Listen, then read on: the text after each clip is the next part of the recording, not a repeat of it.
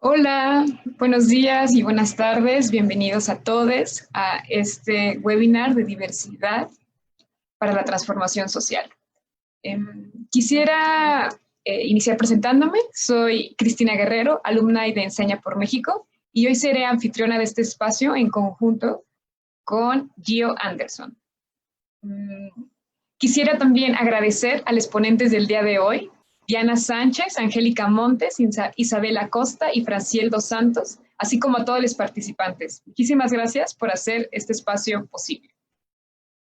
El enfoque de esta sesión es profundizar y celebrar la diversidad latinoamericana como fuerza y poder de la región para lograr la transformación social. Gio, si quieres presentarte. E falando em diversidade, minha apresentação vai ser sempre em português. E para aqueles que desejam acessar as legendas em português ou em espanhol, sintam-se à vontade de clicar no CC, Closed Caption, no comecinho, no seu pé da sua tela, e clicar em Show Subtitles. Aí então, todas as falas aqui estarão disponíveis quando se fala em espanhol, estarão disponíveis em português, e quando se fala em português, estarão disponíveis em espanhol. Então, meu nome é Anderson, mais conhecido por Gel. Sim, sou geógrafo e estou atuando ainda, sou do ano de 2019, Ensina 2019, atuo na cidade de Cariacica, no Espírito Santo, pelo Ensina Brasil. Estou muito orgulhoso de participar do Latido Latino, tanto enquanto assistente, tanto enquanto organizador, e mais orgulhoso ainda de ter o prazer de celebrar esse momento com pessoas tão incríveis, que algumas já conhecia, outras estou conhecendo. Estou super ansioso para conhecer essas histórias, para conhecer todo o seu repertório que tem para nos apresentar. Então, sintam-se todos muito bem-vindos e somos um só latino. Gracias, Gio, por recordarnos también que tenemos los subtítulos. Sí, abajo en el icono CC vamos a poder encontrar, vamos a poder activar nuestros subtítulos, ya sea del español al portugués o del portugués, más bien del español al portugués, eso sí. Y bueno, antes de iniciar y de presentarles a nuestros primeros ponentes, que estoy muy emocionada, quisiera hacer énfasis en que hoy es un día muy emblemático para México. Es un día que en 1968 hubo una represión brutal en un movimiento estudiantil y social. Entonces, para mí me parece que es un día muy especial para hablar de la transformación social, ¿no? Y de todo lo que implica y lo que requiere la transformación social, ¿no? Y cómo podemos tal vez lograr esa transformación sin llegar a estas represiones que tuvimos aquí en México en el 68 y que se utiliza mucho la frase el 2 de octubre no se olvida en México, ¿no? Entonces, pues bueno, sin más, quiero presentar a las primeras ponentes. Ella es Diana Carolina Sánchez Zurita, ingeniera comercial por la Universidad Técnica del Norte en Ecuador, profesional de Enseña por Ecuador, región Costa 2019. Actualmente estudiando un máster en educación. Sus intereses van ligados a la empatía, la eliminación del racismo de toda clase e índole, inclusión, educación de las niñas, la educación de los sectores más vulnerables y la libertad. Y considera que la educación es la mejor arma de los niños y las niñas. En conjunto con Diana va a estar Norma Angélica Montes García, que es licenciada en Historia por la Universidad Nacional Autónoma de México. Ella es alumna 2017 de Enseña por México y fue coordinadora de liderazgo y aprendizaje.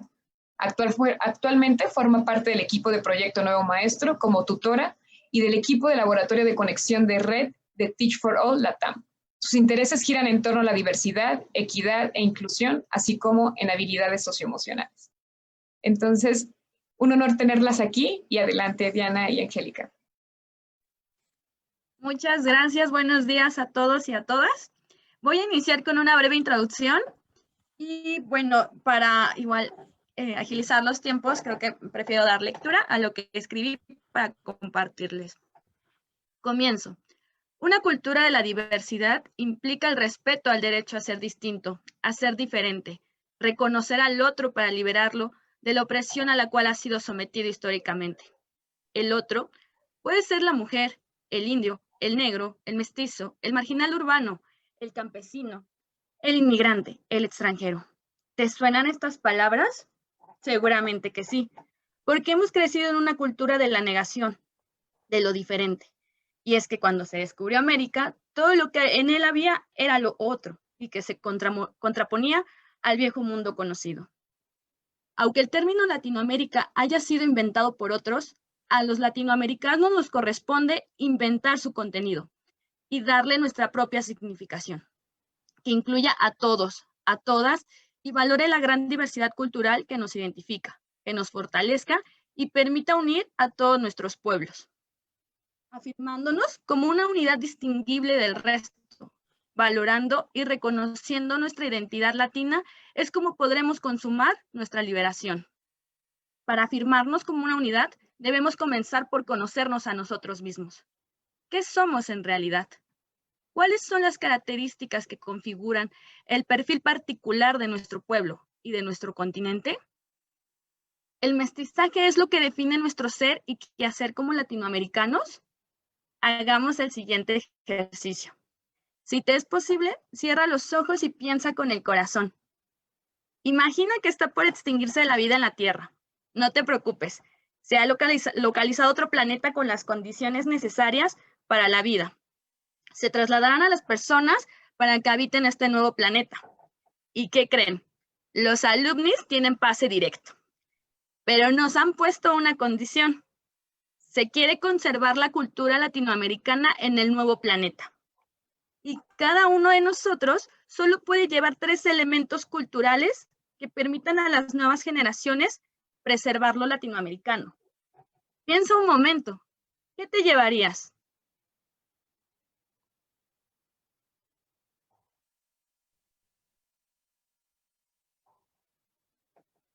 ¿Ya lo tienes?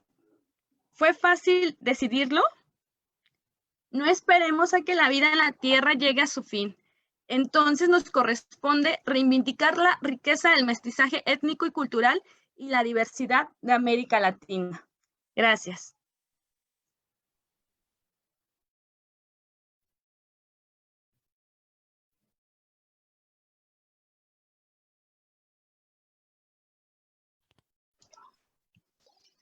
Gracias, Angie. Adelante, Diana. Te escuchamos. Buenos días con todos, un placer estar con todos ustedes. En esta ocasión me toca hablar a mí sobre lo que es la diversidad y cómo esta pues nos beneficia o nos puede perjudicar dependiendo de la mentalidad de cada una de las personas. Muchas veces hablamos de las diferencias que tenemos los individuos, pero muy pocas veces nos detenemos a observar pues las similitudes que nos caracterizan a todos, sobre todo a los que somos latinoamericanos, ya que más allá de las diferencias tenemos muchísimas características que nos identifican como uno solo. La sociedad actual pues obviamente nos ha planteado una homogeneidad en todos los procesos que actualmente se dan, lo cual es pues obviamente imposible, puesto que todos somos diferentes. Lo correcto sería propiciar y fomentar la heterogeneidad. Una sociedad abierta y comprensiva a la diversidad lograría grandes cosas, no solo a nivel social y económico, iría más allá evitando la discriminación en todos sus tipos, obviamente. La aceptación y valoración de las diferencias impulsaría las ganas de aprender de otros, generando de esta manera pues el respeto hacia lo propio y hacia lo ajeno. Aprender de todas las culturas y costumbres y tradiciones nos llenan de un conocimiento invaluable, que enseña de primera mano todo un universo de información que en la actualidad aún es inexplicable. Como sabemos, nuestra cultura latinoamericana es muy variada. Tenemos muchas tradiciones, costumbres, ideologías, las cuales deberíamos entre todos pues compartirlas para aprender cada vez más. Como docentes, en las aulas podemos explotar al máximo esta diversidad social, organizar grupos de trabajo integrados por personas completamente diferentes, pero que se complementen según sus habilidades, buscando así que cada uno aprenda de sus compañeros, enseñando de esta manera a valorar las cosas que realmente importan, como lo son las raíces de las cuales provenimos. Muchas veces he dicho que para mí qué tan divertido sería vivir en un mundo donde todos fuéramos iguales. Creo que para todos, me incluyo, no sería nada divertido, porque verme todos los días, 24 horas, los 7 días de la semana, cada año, sería aburridísimo. Muchas veces ni nosotros nos toleramos dependiendo de la situación en la que estemos y convivir con uno mismo siempre, voltear a ver a los lados, al frente, atrás, y verte a ti mismo todos los días sería completamente monótono, rutinario y aburrido. Y creo que no aprenderíamos absolutamente nada. El verdadero aprendizaje se encuentra en la diversidad social que hay y deberíamos empezar a valorarlo más que las otras cosas a las cuales les damos un valor innecesario. Todos debemos sentirnos orgullosos de quiénes somos y de dónde venimos. El amor propio y el respeto a los demás, para mí, es la clave de una sociedad exitosa. De mi parte, para mí la diversidad, siento que no se trata solo de nuestro color de piel o de que si tenemos los ojos rasgados, grandes, chiquitos. La diversidad va más allá de eso. La diversidad va en cuanto a nuestra forma de pensar, las cosas que hacemos, lo que queremos, lo que pensamos, lo que decimos, sin importar de dónde somos. Cada uno tiene un valor inmenso que deberíamos aprovecharlo. Y antes de decir o actuar de alguna manera, deberíamos pensar en cómo nos sentiríamos nosotros en ese lugar. Darnos cuenta realmente cuán importante es la persona que tenemos a un lado. Muchas veces, sin darnos cuenta, decimos, yo no discrimino, pero realmente sí lo hacemos. A veces nos molesta que alguien se sentó a nuestro lado y no nos gusta cómo se vistió, cómo huele, cómo piensa o alguna palabra que dijo a nosotros nos molestó. Pero muchas veces debemos pensar más allá de eso. Aceptar el pensamiento de cada persona, respetarlo y pensar por qué esa persona piensa de esa manera. Creo que identificarse con cada uno no implica que tenga que compartir el pensamiento de esa persona, pero sí debo respetarlo y aprender de ello.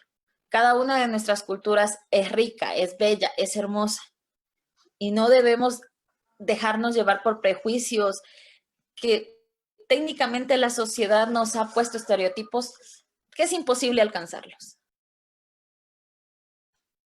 Nuestras culturas, nuestras tradiciones, nuestra gente es diversa y eso es lo rico de nosotros. Aprender de cada una de ellas, valorar cada una de ellas nos va a hacer mucho más grandes, nos va a hacer una sociedad mucho más fuerte y mucho más real.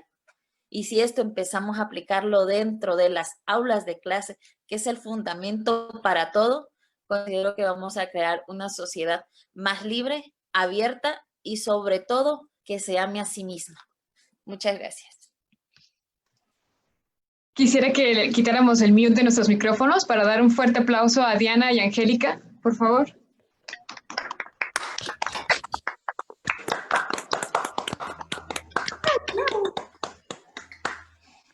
Muchísimas gracias, Diana y Angélica, por su poderoso mensaje.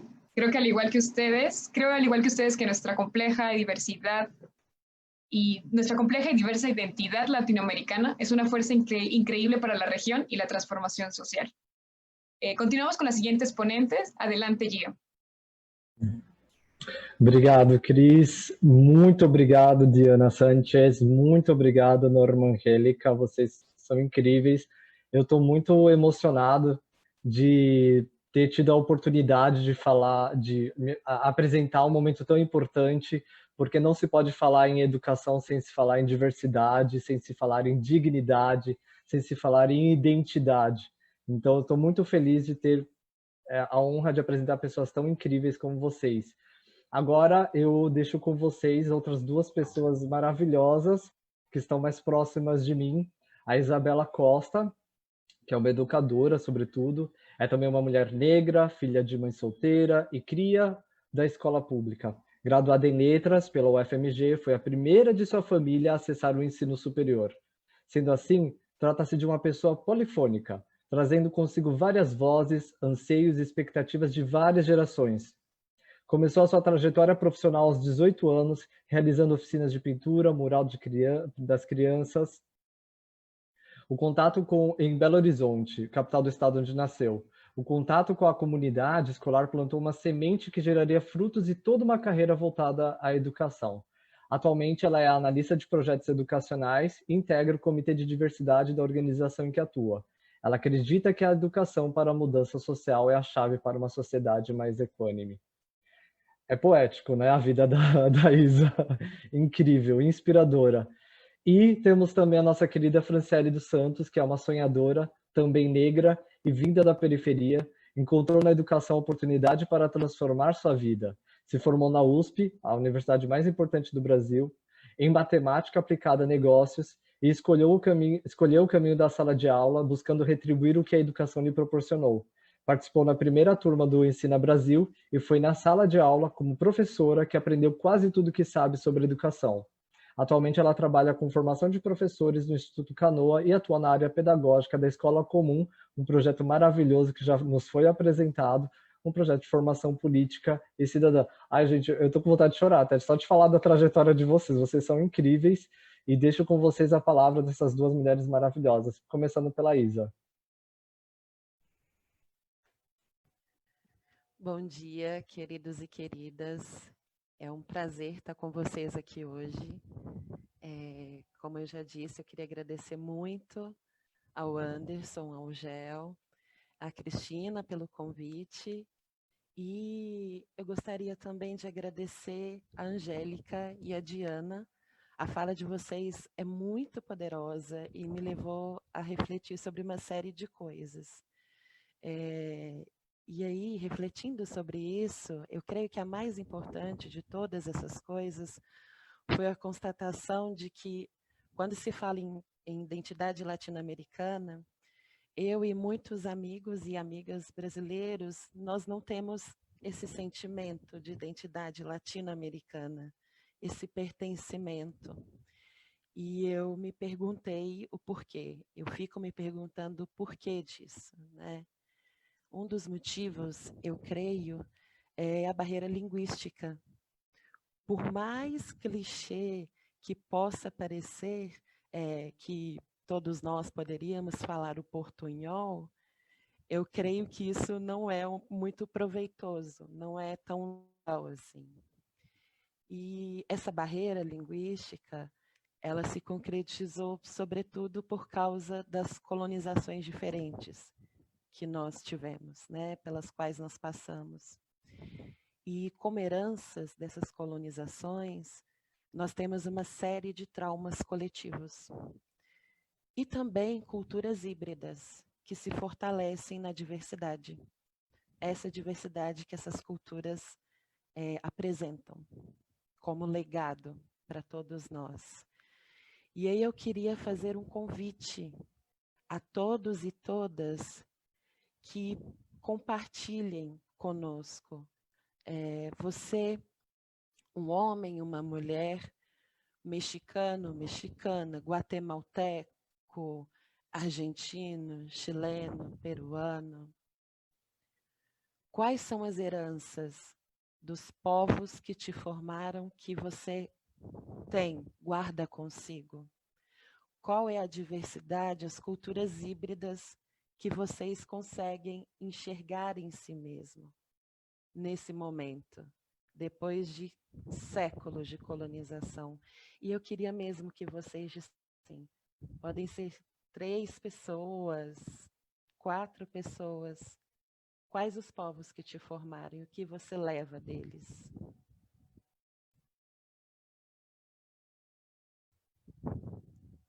Ninguém vai falar? Ninguém quer?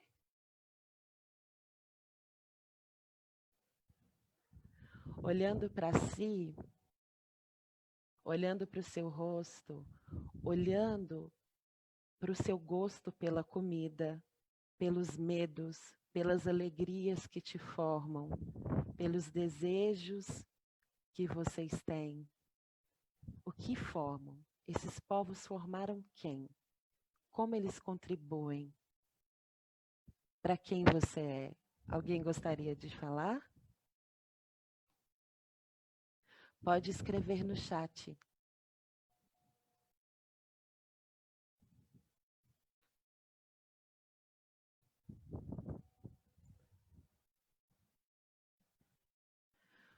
Então, Isa. Pode falar, Anderson. Eu sou o cara que fala em todos os Zooms, né? Então não poderia deixar de passar essa, ainda mais como Perfeito. geógrafo. Amo falar disso. Muito obrigado por ter tocado nesse assunto, porque inclusive é uma bandeira. Me dói escutar de alguns brasileiros falarem: nossa, nós somos tão diferentes dos latinos. Nós somos latinos. Exato. Nós somos muito parecidos com os latinos. Quando a gente olha para eles, acontece que a gente não olha com um olhar direto, a gente olha com o olhar da mídia, que é eurocêntrica, que é branca. Então, e a gente olha para o México apenas para suas novelas. A gente olha para a Colômbia pensando em drogas. A gente olha para os argentinos pensando em competição. E não é isso. Não é isso. Assim como nós, brasileiros, não somos, desculpe a palavra, não somos apenas bunda e carnaval. Somos muito além disso. Somos muito mais ricos. E quando a gente tem o contato direto, a gente se propõe a conhecer, a gente percebe, sim, fazemos parte de um grande tronco étnico e que compõe um continente gigantesco, riquíssimo, com quase 1 bilhão de pessoas, que é a América Latina. Exato. Então, ao mesmo tempo que eu tenho os traços brancos, porque sim, minha família, indiretamente, eu tenho ascendência europeia, a minha cultura ela é brasileira. Então, o que eu sou não é o que está na minha pele. O que eu sou é o que eu expresso, é a minha cultura. E eu sou, acima de tudo, brasileiro. E como brasileiro, eu sou indígena. Como brasileiro, eu sou negro. Como brasileiro, eu sou errante. Como brasileiro, eu sou caipira. Caipira é esse campesino. Como brasileiro, eu sou da Silva. Inclusive, meu nome tem Silva. Eu sou da selva. Eu sou dessa terra. Então, acima de tudo, eu sou brasileiro. E latino-americano, como todos nós. É muito importante que comecemos, sabe? O Brasil, às vezes, é um pouco apartado da América Latina. E eu creio que não, porque nós passamos por alguns momentos históricos que nos hermanam, tanto para pensar em coisas doídas, em heranças que nos doem até hoje, quanto para pensar as maravilhas de sermos quem somos. E aí, eu queria falar muito da minha herança, que é uma herança negra, uma herança branca também, portuguesa sobretudo. E a colonização portuguesa, tomando essa colonização, ela nos deixou o legado de povos escravizados, que são os povos indígenas, que sofreram genocídio, e os negros africanos escravizados que para cá foram trazidos. E é sobre a herança desse povo tão rico, tão doído e dilacerado, que é a herança africana, que a Fran e eu falaremos hoje. Nós temos 56% de população negra que formam o povo brasileiro. Nós somos a maioria da população. Contudo, nós somos chamados de minoria ainda hoje. E eu fico me perguntando o porquê disso, né? E aí a Fran vai falar um pouquinho para a gente. Boa tarde a todos, é um prazer estar aqui.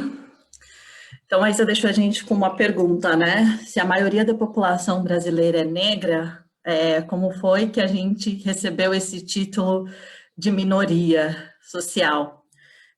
O que acontece é que aqui no Brasil, os povos afrodescendentes tiveram e ainda têm muitos de seus direitos fundamentais sendo sistematicamente negados.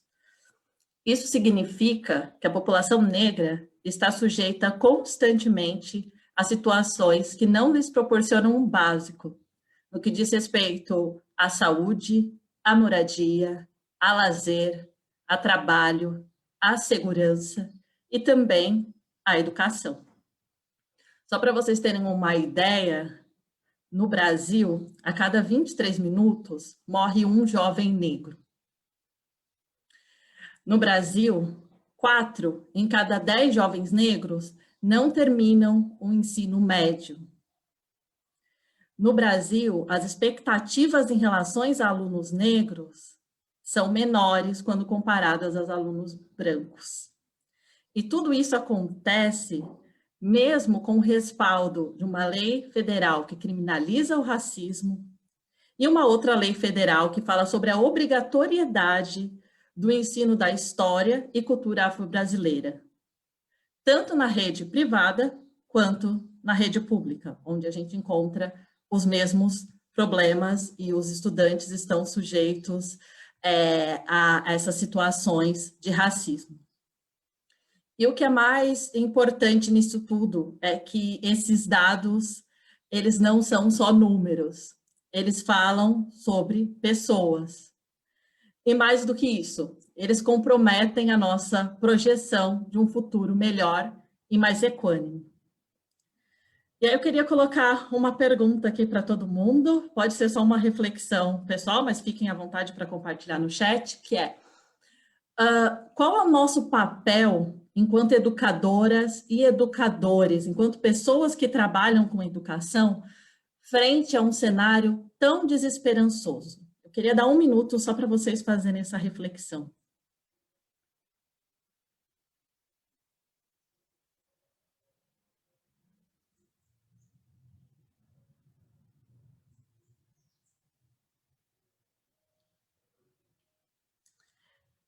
Eu e a Isa, quando nós estávamos preparando, a gente só conseguia pensar em uma palavra, em um verbo que refletia esse nosso papel, que é esperançar. Esperançar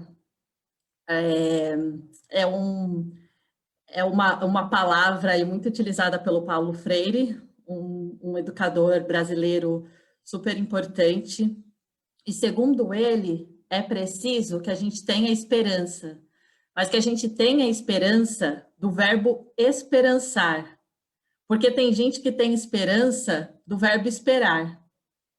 E esperança do verbo esperar não é esperança, é espera. Esperançar é se levantar, é ir atrás, é construir, é não desistir. Esperançar é levar adiante, é juntar-se com os outros para fazer de um modo diferente. Então, a gente quer contar para vocês um pouco de como a gente tem feito diferente também em relação a isso no Brasil. Sim, sim.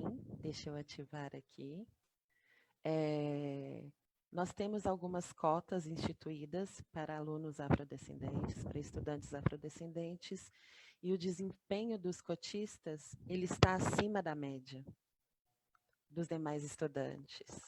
Outro dado importante é que pela primeira vez na história da universidade brasileira, nós negros e negras somos a maioria a acessarem os cursos superiores.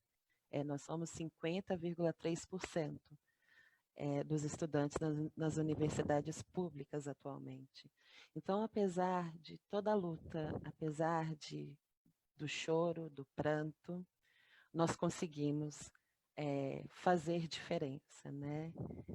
E há como esperançar, nós devemos esperançar, e nós temos 2 exemplos aqui de pessoas que esperançaram e que fazem parte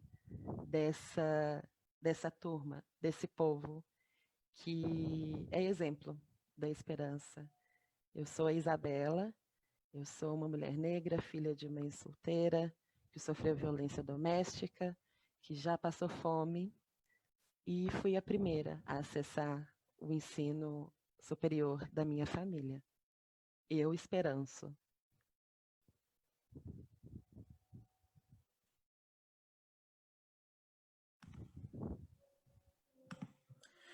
Eu sou Franciele, mulher negra, latino-americana, cria da periferia, e sou a primeira da minha família a se formar numa universidade pública. E nós, eu e Isa, acreditamos que todos e todas as estudantes têm o direito de esperançar. E nós, o dever de acreditar que é possível que essa mudança aconteça. Muito obrigada.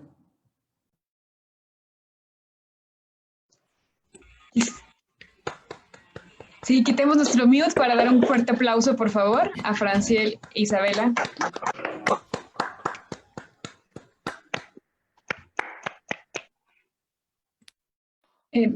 Muchísimas gracias a Isabela y a Fran, a Angélica y a Diana por estas poderosas palabras, por estos momentos de reflexión sobre nuestra identidad, sobre la diversidad. Creo que yo me voy muy emocionada y me voy con muchas ganas de seguir esta conversación.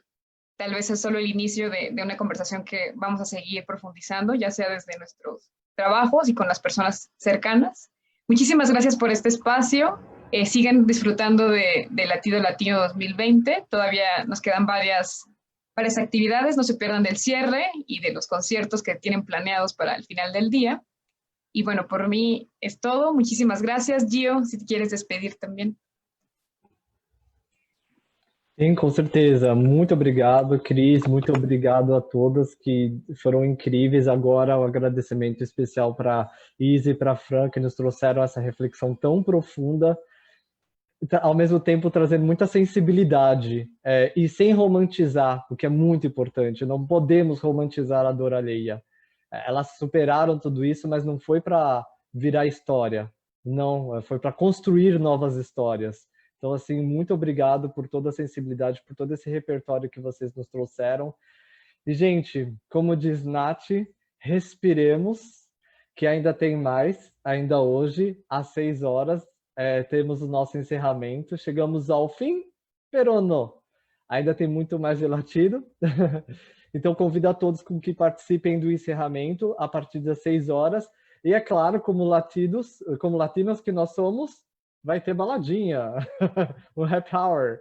E todos serão convidados para a nossa baladinha, para o nosso happy hour de mais tarde. Então, nos vemos. Muitos beijos e abraços. Tchau, tchau. Gracias.